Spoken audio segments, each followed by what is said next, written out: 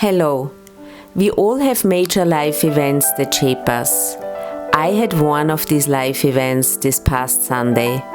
I lost my mom after she had endured almost 5 months in the hospital. Even though I feel extremely sad because I loved her so much, I know that she is in a much better place right now. On Monday, my husband, a very good friend of ours, and I went for a memorial hike to honor the life of my mom. Our hike was at Nationalpark Gesäuse, where she grew up and spent her childhood. It was meant as a celebration of her life and what she loved most besides her family, which was nature and walking. For me, this hike was so soothing, peaceful, and I felt she was with me all the way.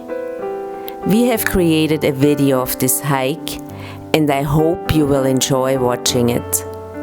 If you go through tough times, I encourage you to turn something negative into a more positive experience.